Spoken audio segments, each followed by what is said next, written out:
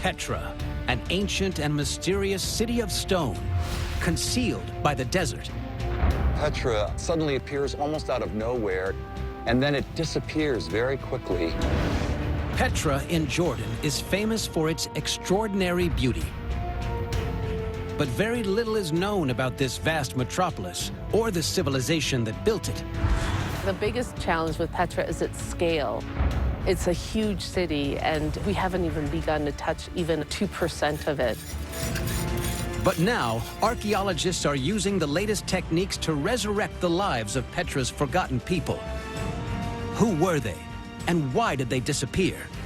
Not very much has been known about the daily lives of the normal people who inhabited Petra. I think Petra represents a major challenge for archaeologists. The only way to discover why Petra was abandoned is to lift this mighty metropolis from the sands. We'll bring back to life the astonishing monuments of this forgotten civilization to reveal what happened to the greatest lost city of the ancient world.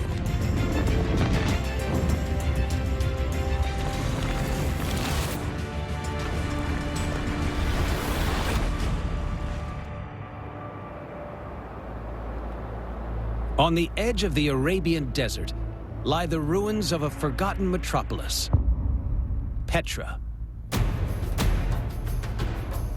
one of the greatest cities of the ancient world. 2,000 years ago, Petra's kings were the contemporaries of famous rulers like Julius Caesar and lived at the time of Christ. But why do we know so little about this once great civilization? Petra was one of the great international cities of the ancient world. It's a city that's cut largely out of the living sandstone. This vast city lies hidden at the end of a winding passageway almost a mile long. This natural split in the rock is known as the Seek, and it leads to Petra's most famous monument, the Treasury. This elaborate tomb is carved deep into the rock face, familiar to millions from the Indiana Jones movies. But it's just a glimpse of what's hiding here. Deeper towards the city's center, dozens more tombs line the cliff walls,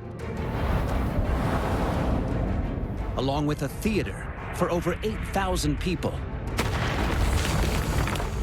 How did a civilization grow so powerful that it could create so many extraordinary buildings and yet leave behind so little about itself?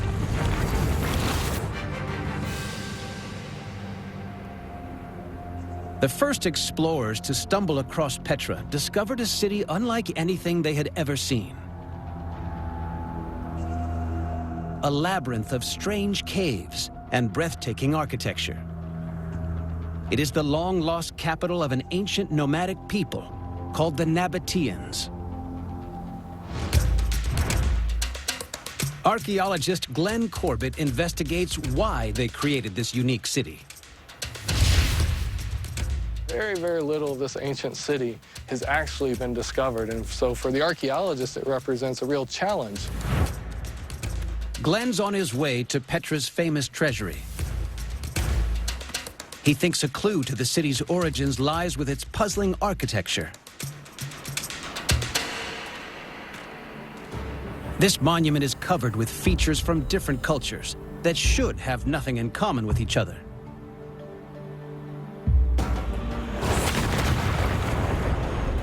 Petra's treasury is a beautiful but bewildering structure. Griffins sit on top of Corinthian-style columns, with axe-wielding warriors and eagles of the Greek god Zeus. But in the middle is a statue that resembles the Egyptian goddess Isis. And inside, this iconic monument is even stranger. Behind the facade is just an empty chamber, perhaps a feasting hall for the dead.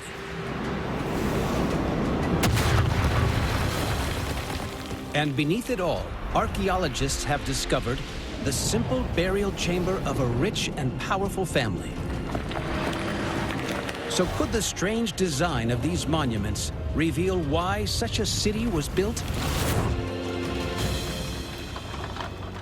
Ancient writers described the Nabateans as nomads from Arabia. But Petra looks more like a Greek or Roman city on the edge of the desert. We see all the basic elements of classical Greco-Roman architecture here. We see the columns, the floral capitals, the decorated friezes. We see the broken pediment, the central tholos. And amid all of these architectural elements, we see the gods and goddesses and mythological figures that, honestly, to the average Nabatean wouldn't have made that much sense.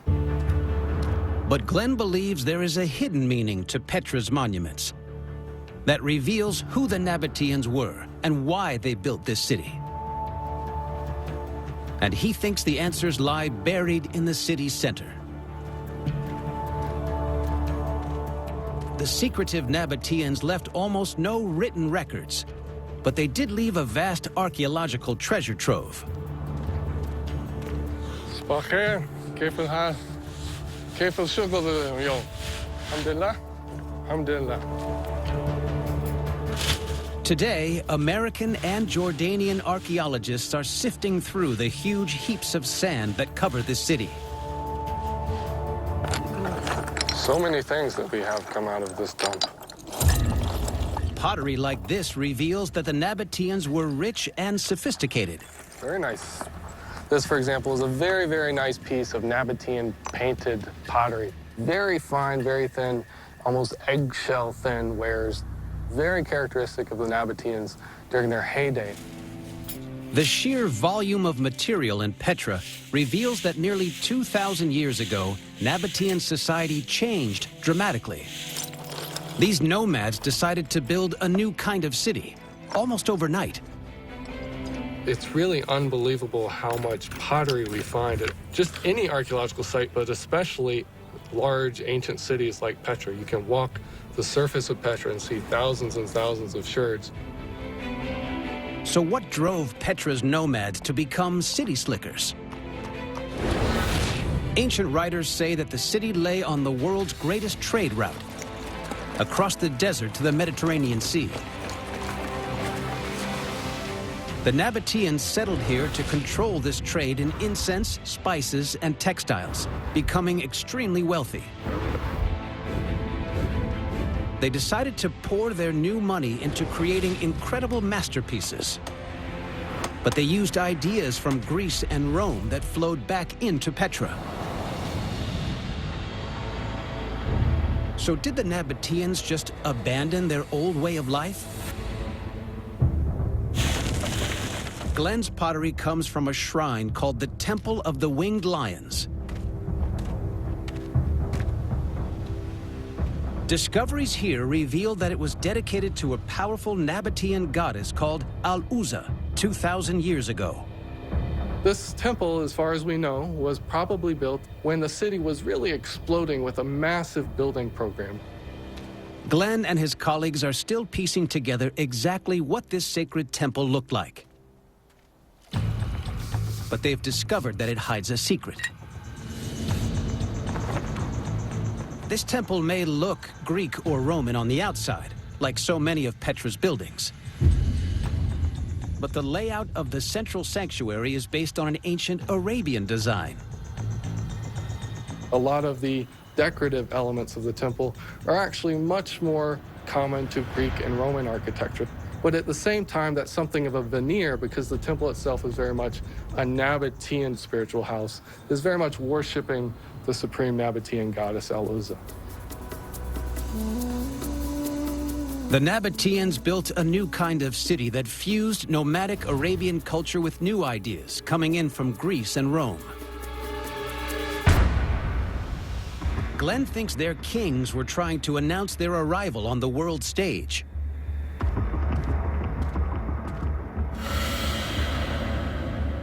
Well, we have to remember that when the Nabateans really constructed this city in the 1st century BC and 1st century AD, they were really major players in the economies and caravan trades of that time.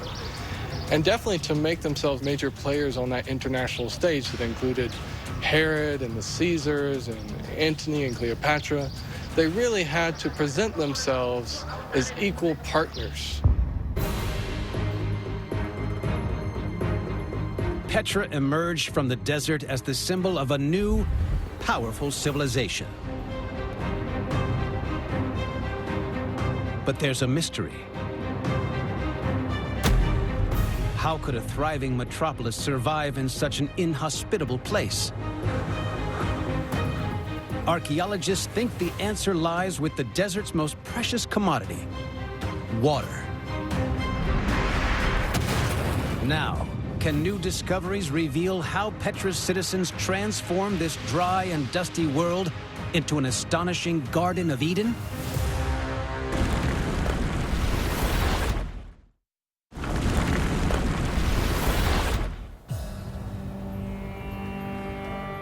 Petra in Jordan is an ancient and beautiful city.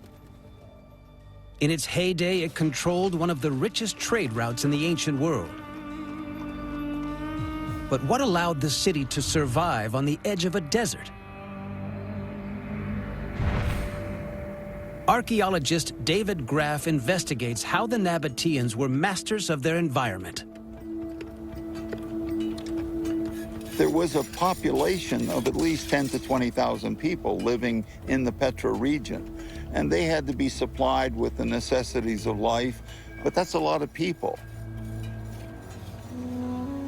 David thinks the secret to Petra's success lay with the Nabateans' unique ability to harness water from the world around them. Dotted around Petra are canyons like the Sikh that are natural water channels modified by the Nabateans. A barely visible water pipeline runs along the length of this winding passage until it passes underneath a faded carving. 2,000 years ago, these giant sculptures represented camels, led by a merchant on his way to do business. These pipelines fed fresh water to the center. But how did they get enough water to sustain an entire city of tens of thousands of people?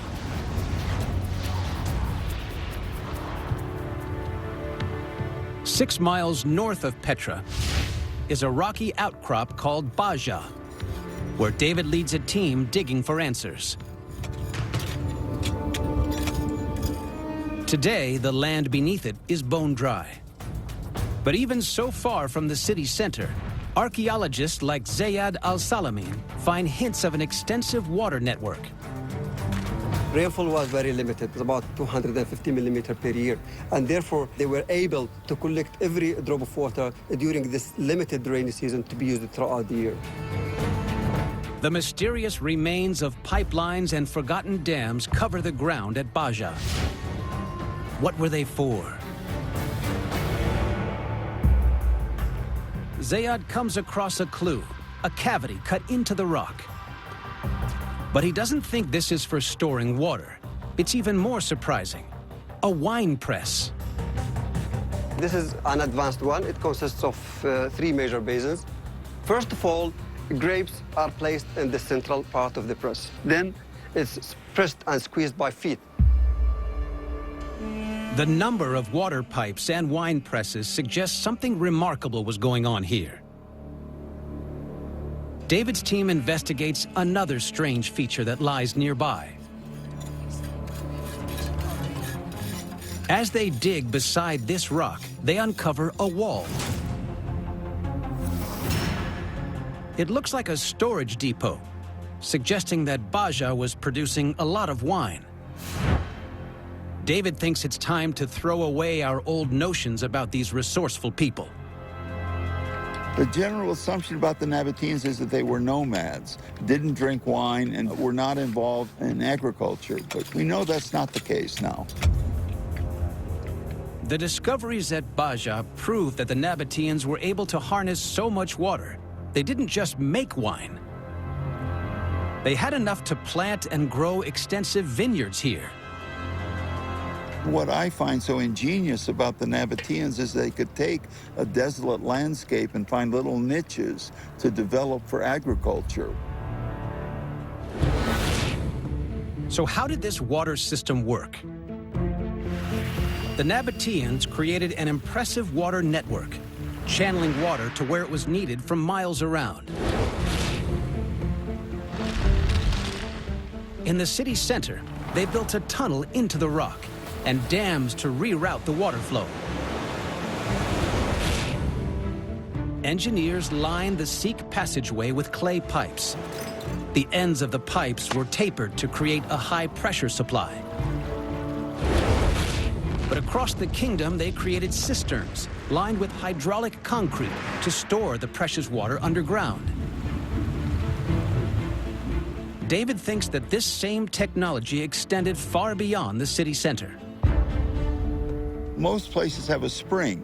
There's no spring here.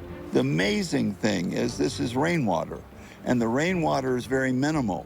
So it took a lot of creativity, of engineering skill to channel that water into reservoirs and preserve it. And that's the amazing achievement of Baja. Nabatean ingenuity built a rich and powerful city, an artificial paradise in a dry and desolate region. But at its height, Petra fell victim to one of the most powerful empires in the ancient world, Rome. An arsenal of buried weapons hints at a forgotten battle in the city streets. So did the feared Roman legions destroy Petra?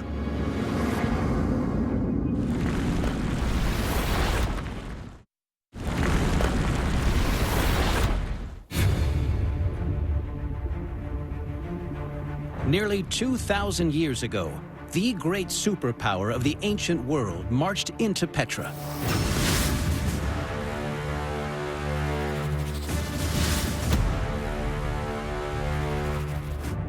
Rome absorbed the Nabateans into her vast empire, boasting that their city had been acquired, not captured. But did Petra's citizens really welcome Roman rule with open arms? Archaeologist Tom Parker thinks we need to rewrite this version of history. For years, the scholarly consensus was this was a relatively peaceful event. But there's been more and more evidence to suggest that this was a takeover that was accompanied by considerable violence. So did Petra resist Roman rule? Tom believes that a clue lies over in the city's great temple. Deep in the remains of this colossal structure, archaeologists have made a surprising discovery. Hundreds of stone missals, each one the size of a small soccer ball, were found right by the main entrance. Among them were 162 arrowheads made of iron. These weapons were hidden here thousands of years ago. What is military equipment doing inside one of Petra's greatest civic buildings? And to whom did it belong? Tom takes a closer look at the great stone balls.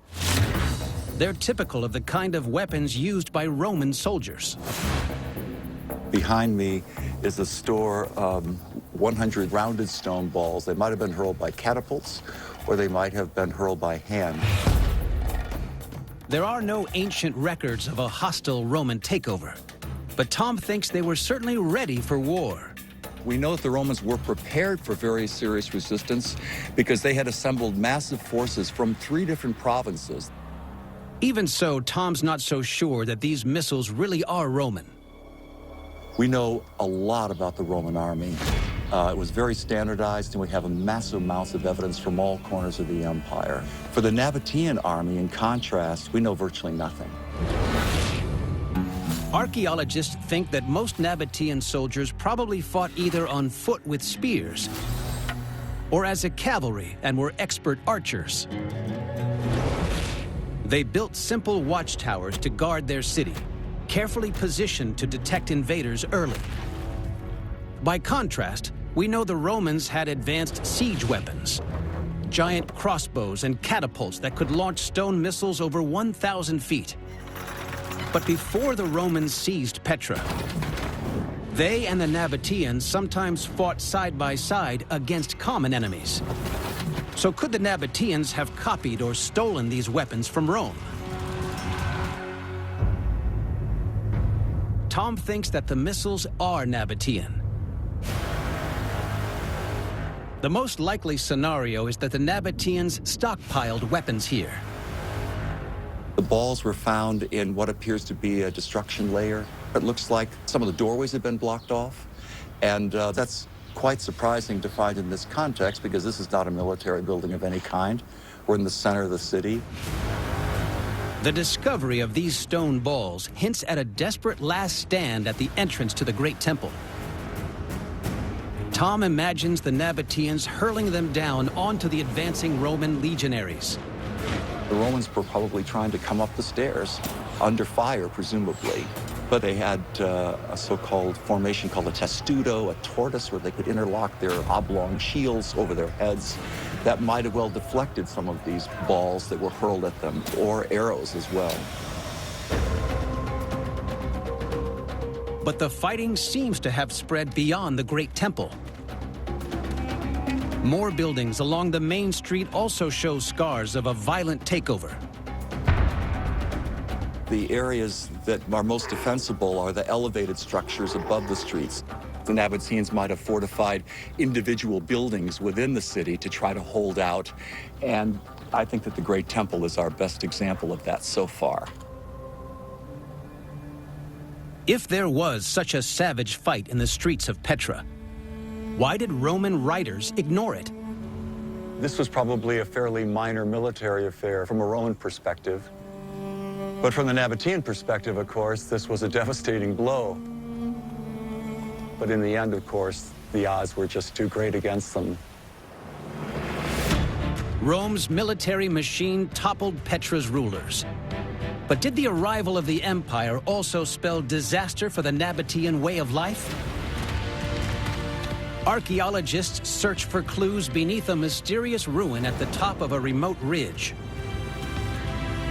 And can a crumbling ancient text at last reveal what happened to the people of Petra?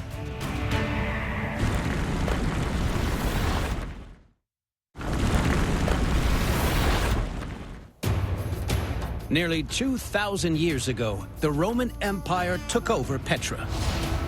What did Roman rule mean for the empire's newest citizens? Archaeologist Megan Perry investigates how the Nabateans adjusted to life under foreign occupation. One of the big things we're trying to figure out is how much did Petra really change when Rome took it over? We really have no idea. Megan hunts for clues beneath a mysterious wall that runs along the city's north ridge. The wall is made from thousands of rough-hewn sandstone blocks and filled with rubble. Archaeologists have discovered the foundations were built when the Romans arrived. And it appears to run straight through a residential neighborhood, carving up ordinary Nabatean houses.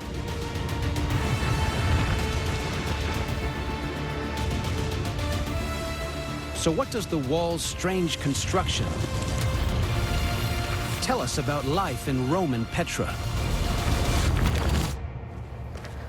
Megan's first job is to try and work out who built this wall. She uses innovative laser scanning technology. The laser scanning shoots out a laser, and it bounces back almost like a reflection. Her team has scanned this entire wall with extreme precision. One of the things that we can see is that the wall, it's kind of a hodgepodge of different types of stones that have been obviously borrowed from different locations on the site, from other structures. So right here you can see how poorly built it is. with this earlier house wall being incorporated into the city wall. And you can see here, rather than cutting through this structure, it actually kind of incorporates this wall within the construction of the city wall itself. So it's sort of rather sloppily built. Megan's intrigued by the way the wall is built. Tom, what's your hunch? She takes a closer look at the ruins with her colleague, Tom Parker. This thing butts up. It's possible that this is a ballista platform. Tom thinks the wall hides traces of Roman military technology. This could be the base for a fearsome weapon called a ballista. These were catapults that shot these bolts that the Roman army employed, and they could be mounted on a platform here up against the wall to be aimed down into the wadi. Every legion, we're told, had 60 of these assigned to it, and it was manned by a crew of 3, and it was essentially a large crossbow. Did the Roman army hastily build this wall to hold down a hostile population? This ridge really commands the whole center of Petra. And so if you're going to install a military garrison here, this is the ideal spot. But once the garrison had settled in, how did it change this city? Megan suspects that most aspects of day-to-day life carried on as normal. This is a typical Roman cooking pot, very typical for anywhere around this region. And most of what we have here is the debris of just everyday domestic life. You know, people's broken cooking pots getting thrown into the dump. But the top of the ridge hides a shocking secret. It's dotted with simple tombs. In Petra, the living and the dead were side by side. These are the tombs of the ordinary Nabatean folks, the ones that would not have the money or the prestige to be buried in some of the facade chamber tombs that surround the city. Several generations could be buried in chambers like this. But Megan's discovered that the Nabateans suddenly stopped burying their dead here, at around the same time that the wall was built and the Romans arrived. This is one of the clear pieces of evidence that we have of how the Roman annexation of Nabatea really affected the daily lives of its citizens. So why did Petra's new rulers stop the Nabateans living amongst the dead, ending a practice that had existed for hundreds of years? The Romans have very strict rules about where the dead can be buried. They would have considered it very polluting and very odd. So they would definitely prohibit any kind of burial within the city wall. The Romans changed Nabatean civilization, but they also invested a huge amount of cash into the city. As the Roman Empire expanded across the Middle East, cities like Petra continued to flourish. But they started to look very different. At Petra, the Romans may have built the impressive street that runs through the center of the city, lined with massive columns.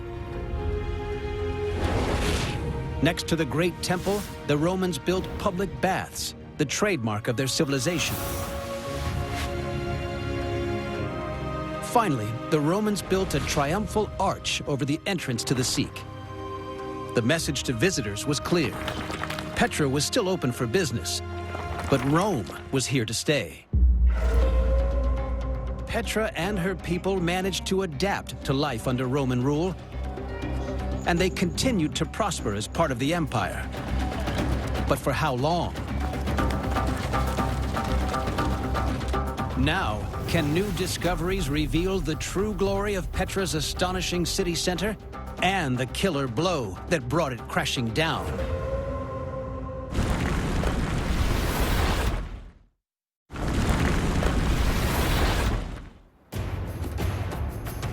Almost 2,000 years ago, Petra joined the Roman Empire, one of the richest and largest realms of the ancient world. But today, its tombs and temples are haunting ruins. So what happened to the mysterious Nabateans who built this city? Archaeologist Leanne Badal thinks a clue lies beneath an artificial oasis that the Nabateans created next to the Great Temple. We are looking across to the garden and pool complex. So imagine a grove of palm trees, a very shaded area with water in the background. After a journey through the desert, this kind of artificial oasis would be quite impressive to anybody visiting Petra. The Great Temple once stood proud in the center of the city. A glorious facade, 5 stories high, the largest freestanding building in Petra. It towered high above the city with an elaborate entrance of triple colonnades containing over 100 columns. But the garden next to it was even more impressive. Excavations revealed the remains of a magnificent Olympic-sized pool. So what happened to it? And could it reveal why Petra came to an end? Leanne discovers how the technology that maintained this garden broke down.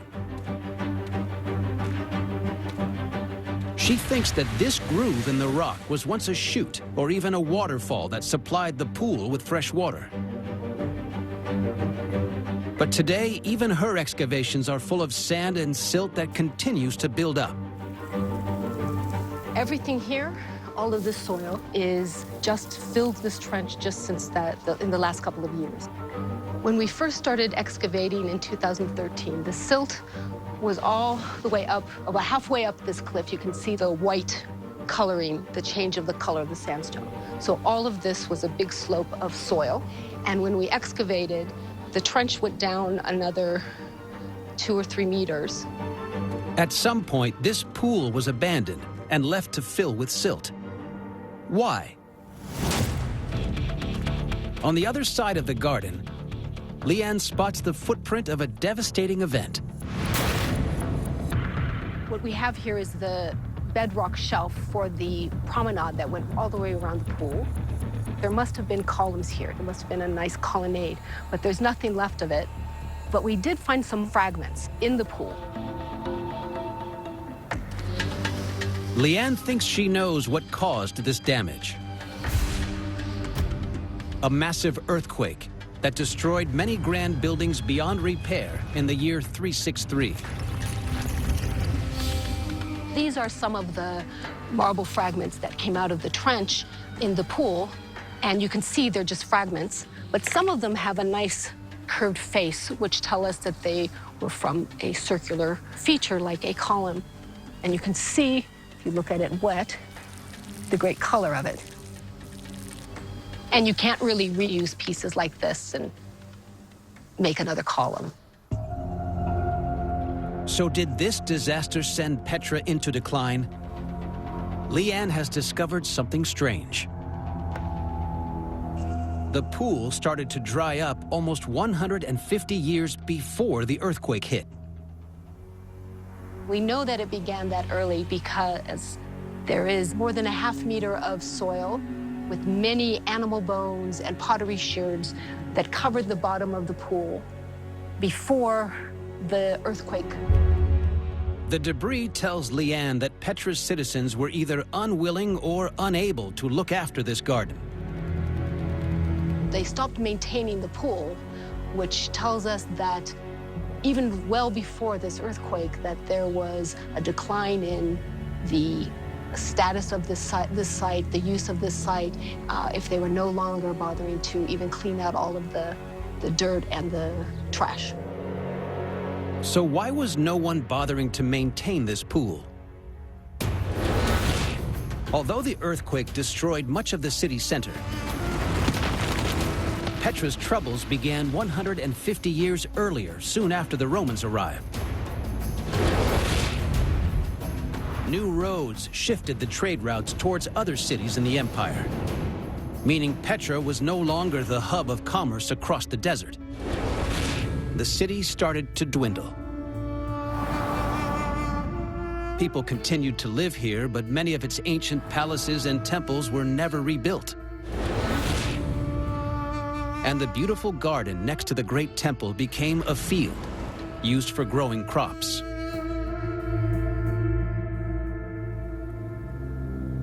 If the city itself is losing its status at the end of this Roman period, and it's losing its kind of status and wealth, that something like maintaining this big pool would have been a diversion of resources that perhaps just eventually became unnecessary or impossible.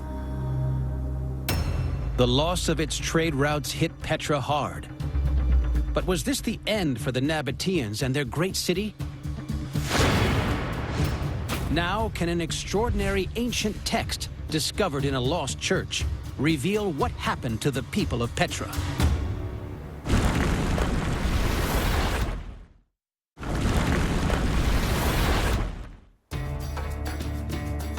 500 years after Petra burst into life, many of this city's ancient Nabatean tombs and temples lay in ruins. Falling trade had reduced parts of it to a ghost town. Shattered columns still lie exactly where they fell during a great earthquake.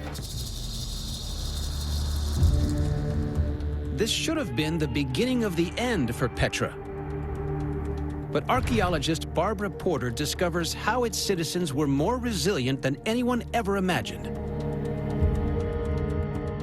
She investigates an extraordinary archaeological treasure trove that reveals the rise of a new, smaller city. In my mind, these really have rewritten the history of the 6th century Petra. These charred scrolls are called the Petra papyri. The faded writing on them is still visible, thanks to a slow-burning fire that preserved them as charcoal. This fire hadn't happened, they would have been essentially as organic material rotted in the grounds of Petra. The papyri were discovered in one of Petra's churches. They're the archive of a local man called Theodorus. They give us a unique insight into how he and his friends had bounced back nearly 200 years after the earthquake. This first document has to do with actually Theodorus and his arrangements for family property, and basically leading up to the fact that he will marry his first cousin, Stephanus. These papyri reveal a new Christian city. Its people were still marrying and haggling over property, and they kept alive Nabatean traditions. We know, for example, that Theodorus means lover of God in Greek, but his father and grandfather were Obadianos, which is Obadat, a great Nabatean name, great king. These people were still honoring their Nabatean forefathers. These records reveal that Petra was still far from poor. So why did Theodorus and his fellow citizens leave their ancestral temples in ruins? Barbara visits where the papyri were found. I feel that this Petra church is very much a hidden treasure. She thinks that Petra's now Christian citizens chose not to rebuild temples that were dedicated to the old gods. What's interesting, of course, is that with the Temple of the Lions being so close and mostly being destroyed in the 363 earthquake, of course, by the time they're building right nearby, they've got the perfect source to rob out and reuse that ancient material from that Nabatean structure. All of the capital elements, and even probably these columns, probably came from there. Petra's citizens were still rich enough to cover the floor of their new church with exquisite mosaics. Some of these creatures they show are exotic, others more down to earth. What we're looking at is a camel who's laden down with these huge, big logs. He doesn't look very happy. And you've got on either side, although their heads are missing, 2 camel herders who are obviously trying to drag him along. But Petra's Christian citizens didn't abandon their entire past. This mosaic portrays the 4 seasons as Roman gods and goddesses, the same ones who captured the imagination of the very first Nabateans. Their actual faces may even be modeled on real people. Each one of these tells some story, whether it's a pretty wonky-looking fish, to details of spring herself, where here she is. She's identified by the Greek inscription above her head, called Irene, and she is, in my mind, simply gorgeous. She's got an emerald necklace, she's got bracelets. That's an elegant lady who's dressed to the nines, wearing her jewelry, and offering you a bowl of roses.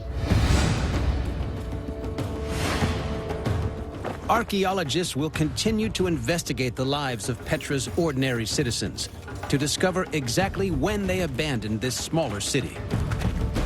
But what they have discovered so far is a remarkable people who adapted and survived for far longer than anyone thought. Even though we've excavated a number of the most important monuments of Petra, there's actually still tons and tons to discover. It's really only through archaeology that we're beginning to get some insight into the daily lives of the actual Nabateans, the real people who built the city.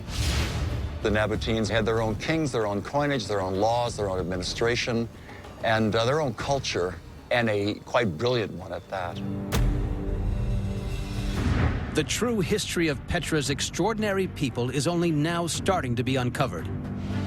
The first Nabateans transformed this rocky terrain into a magnificent city that still inspires awe in visitors today.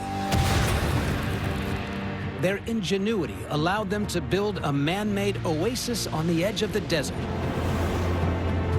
Petra's citizens had a remarkable ability to cope with whatever life threw at them, while retaining their own unique heritage. Petra, the hidden city, is at last giving up its secrets.